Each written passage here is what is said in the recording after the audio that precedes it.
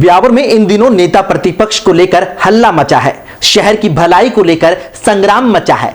विपक्ष मजबूती का दावा करता है, लेकिन खुद ही नियमों के पेच में फंसा है।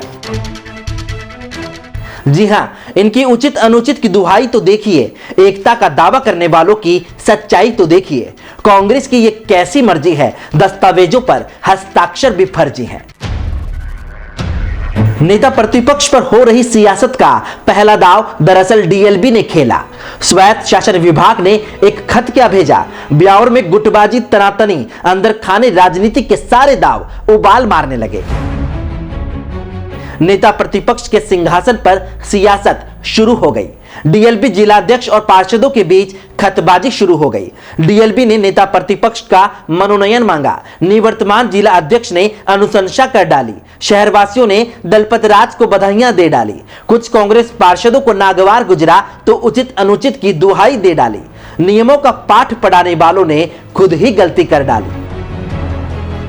नेता प्रतिपक्ष पर फैसला चाहे डीएलबी या प्रदेश कांग्रेस कमेटी का हो, लेकिन खत में विरोध स्वरूप जिन पार्षदों का हवाला है, अब उनका गुस्सा फूटने लगा है। इस खत में न जाने किसकी मर्जी है, लेकिन सर्वविदित है कि हस्ताक्षर फर्जी हैं। ये हम नहीं कह रहे, बल्कि सफेद कागज पर पोती स्याही के हकदार अपनी जुबान बोल रहे हैं। पार्षद राकेश साहू, सरस्वती शर्मा और संतोष साहू ने कागज पर किए हस्ताक्षर को फर्जी बताया है। नेता प्रतिपक्ष डीएलबी किसी को भी बनाए, उससे हमें कोई आपत्ति नहीं है।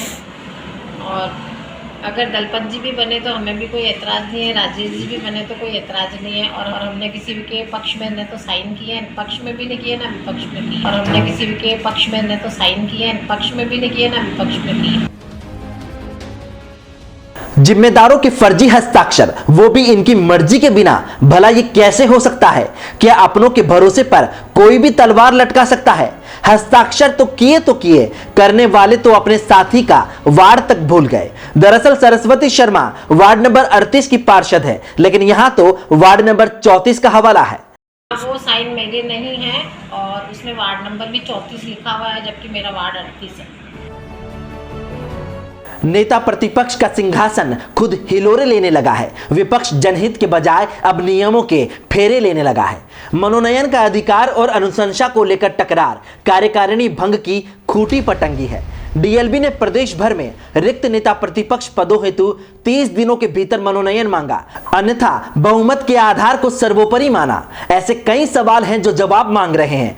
क्या डीएलबी को नेता प्रतिपक्ष के मनोनयन हेतु दखल का अधिकार है? यदि हां, तो फिर विरोध क्यों? जिलाध्यक्ष या प्रदेशाध्यक्ष की अनुशंसा मांगी गई तो निवर्तमान जिलाध्यक्ष को अनुशंसा करने का अधिकार अनुचित है। यदि अनुचित है तो फिर निवर्तमान जिलाध्यक्ष ने लेटर पैड पर अनुशंसा क्यों की? पार्षदों ने जुलाई 2020 में कार्यकारिणी भंग का हवाला दिया, तो ऐसे में भंग कार्यकारिणी के बाद भी शहरों में घूम रहे लेटर पैड पर शोभित पद क्या मान्य है? क्या भंग कार्यकारिणी के बाद भी प्रयुक्त लेटर पैड का उपयोग नियमों के विपरीत नहीं है?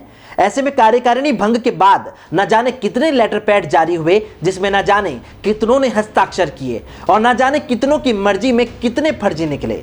जवाब ढूंढते सवालों में ब्यावर कांग्रेस की सियासत एक बार फिर हिचकोले खा रही है। मजबूत विपक्ष की कमी ब्यावर को तरसाई जा रही है। कुलभूषण उपाध्याय की रिपोर्ट, JSK न्यूज़।